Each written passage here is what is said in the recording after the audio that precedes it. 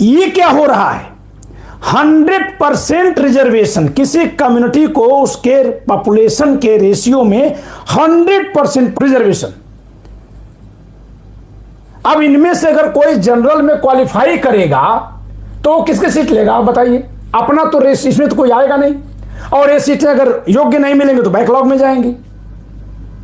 क्योंकि अटल बिहारी वाजपेयी जो इनके पहले वाले थे भाजपाई, वो रूल बनाकर गए हैं कि योग्य अगर न मिले तो बैकलॉग में रखो, भरोगे नहीं तो सोच लीजिए। खैर मोदी जी तुमसे आगे वाले हैं ना, ये 21वीं सदी वाले हैं, ये तो कहते हैं योग्य है कैसे नहीं। जो अधिकतम जो आ गया -40 वाला -60 वाला वो भी तो योग्य है, क्योंकि -80 वाले से तो योग्य ही है। तो ये भी बना लेंगे एक फार्मूला। अब जरा दोस्तों आप देखिए कि यहां पर भाजपा की जो राजनीति शुरू होने जा रही है, क्योंकि यहां ईडब्ल्यूएस का आरक्षण नहीं लागू किया गया स्टेट में, ओबीसी को उसके टोटल पॉपुलेशन का 27% के आसपास दिया गया, ये निकाल लीजिएगा, कैलकुलेट कर लीजिएगा। और एससी और एसटी जिन दोनों की पॉपुलेशन मिला करके अगर हम इसको दोनों को माने, ये 22% और यहां से एक ले लें यहां से तो 18%, 40% पॉपुलेशन को अपनी तरफ करने के जुगाड़ में है। 40% को अपनी तरफ करेंगे, 20% को निशाने पर लेंगे, सबक सिखाने की धमकी देना, चेतावनी देना, वो तो तुमसे जिन्होंने काम करवाया मौका है बदला ले लो। अभी राम मंदिर जब बन रहा था उस समय यही मोदी जी कहे थे, मौका दे रहा हूं 1000 साल के लिए, व्यवस्था कर लो 1000 साल के लिए। मतलब सरकार में बैठ के तुम लड़वा रहे हो, सबको झगड़ा भिड़ा रहे हो।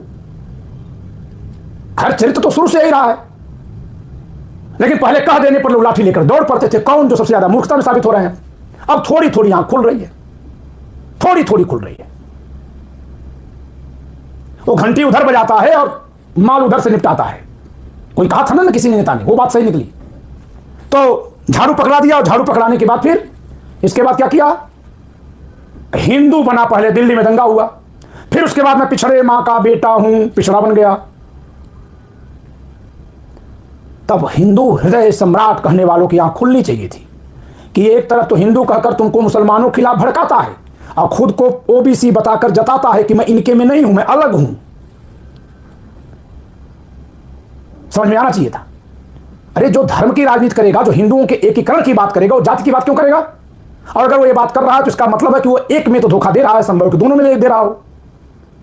तभी तो जब हम बैक फ्लैश में जाकर देख रहे हैं तो जिस भाजपा को हम लोग हिंदुओं की पार्टी समझते हैं, हिंदू एकीकरण की, वही भाजपा चरम जातिवाद पर पैदा हुई बसपा को समर्थन देती है, 1 बार 2 बार 3 बार। फिर वो जातिवादी पार्टी को समर्थन कैसे दे रही थी? उसकी क्या आइडियोलॉजी है?